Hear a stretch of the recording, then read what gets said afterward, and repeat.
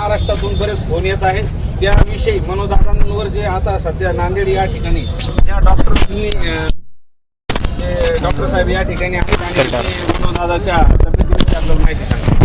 दादा नमस्कार.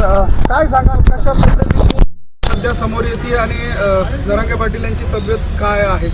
नांदेडमध्ये असंख्य जनसमुदाय दादांना सकाळपासून भेटण्यासाठी परेशान आहे. दादा सकाळपासून त्यांच्यामध्येच परेशान आहेत, भेटत आहेत प्रत्येकाला.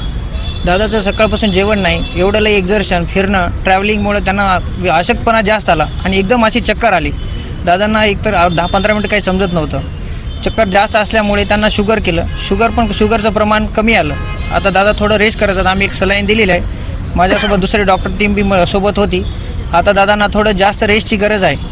आता आपल्यासाठी एवढं लढत आहेत दादा, तर आपलं बी काम आहे की आपण त्यांना समजून घेतलं पाहिजे. आता लोक एवढे भेटतात हे करतात, पण सरकारनं दादाच्या तब्येतीचा विचार केला पाहिजे. आणि आमची पण आता कसं आहे, डॉक्टर लोक आता आम्ही सुई लावत होतो दादांना, एवढे लई छिद्र झालेत अंगाला की एक सुई टोचली तर आमच्या डोळ्यातून पाणी येत होतं अक्षरशः. तर याचा विचार सरकारनं कुठंतरी केला पाहिजे. प्रत्येक सुई टोचताना आम्हाला पेशंटला सुई टोचताना आमच्या अंगालासुद्धा वेदना होतात, पण आज डोळ्यातून दादाच्या अक्षरशः पाणी आलं एक सुई टोचली, रक्तसुद्धा येत नाही त्या सलाईनमधून. तर याचा विचार केला पाहिजे.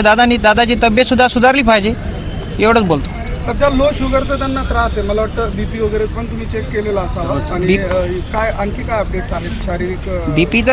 बीपी सध्या चांगली आहे सलाईन दिल्यामुळं, आणि शुगर पण त्यांचं आम्ही D25 शुगरचं इंजेक्शन दिलेलं आहे, त्याच्यामुळे आज सध्या तर दादा चांगले आहेत. 1-1.5 तासानंतर आम्ही आराम करायला सांगितलं. 1-1.5 तासानंतर पुन्हा आम्ही फॉलोअप घेऊ दादांचं. तुम्ही नांदेडमध्येच प्रॅक्टिस करता? आम्ही नांदेडमध्येच प्रॅक्टिस करतो. कुठल्या हॉस्पिटल? मी भगवती हॉस्पिटल आहे. डॉक्टर अंकुश देवसरकर, राहुल देशमुख साहेब आणि डॉक्टर डुबे साहेब सगळी टीमच येणार होती आमची, पण आम्ही जस्ट आता दादा म्हणले की मी जास्त काही म्हणजे करायची इच्छा नाही, त्याच्यामुळे आम्ही फक्त आलो. तर 1 तासानंतर आम्ही सगळी टीम येणार आहोत दादांना पुन्हा चेकअप करायला. आता उर्वरित दौरा पाटलांच्या पुढे नियोजित आहे, यामध्येही खूप मोठी शारीरिक कष्ट त्यांना घ्यावे लागणार आहेत, खूप साऱ्या एक्झर्शन्स त्यांचं होणार आहे. तर काय सल्ला असेल तुमचा? आमच्या सल्ल्यानुसार तर दादांना आरामाची गरज आहे, पण ते आता आपल्यासाठी एवढं लढत आहे तर आराम कसं करणार?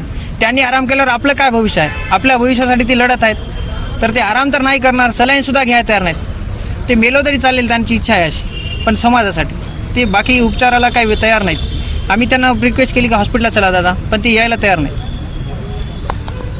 आणि आता इथून नांदेड येथून मनोजदादा हिंगोलीकडे प्रस्थान करणार होते, पण मनोजदादाची अचानक तब्येत बिघडलेली. बऱ्याच हिंगोलीचे जे बांधव आहेत ज्यांनी फार मोठ्या प्रमाणात नियोजन केलेलं आहे आणि ते द्विधा मनस्थिती सापडले आहे, मनोजदादा येणार आहे की नाही येणार आहे. पण मनोजदादांशी चर्चा झाली आणि मनोजदादा यांनी सांगितलं कुठल्याही परिस्थितीत मी हिंगोलीला जाणार. तर डॉक्टर साहेबांनी आता उपचार केलेले आहे आणि 1 तासानंतर मनोजदादांची पुन्हा ते तपासणी करून पुढं दादा हिंगोलीला निघणार आहे. कुणी काळजी करू नका. आणि एक सांगतो, मनोजदादा येतील किंवा नाही येतील समजा तब्येतीच्या कारणामुळं, पण प्रत्येक व्यक्तीच्या अंगात मनोज जरांगे पाटील हे शिरले पाहिजे. प्रत्येकाने आपापल्या मनोजदादाचीच वाट पाहायची नाही, प्रत्येकाने मनोजदादाच्या भूमिकेत येऊन चावडी बैठका घ्यायच्या आहे. मनोजदादा तर हिंगोलीला येणारच आहे, बरोबर आहे की नाही डॉक्टर साहेब? म्हणजे जाण्याची शक्यता दादा जाणार आहेत, वाटलं आम्ही सुद्धा सोबत जाऊ दादांच्या. जितेंगे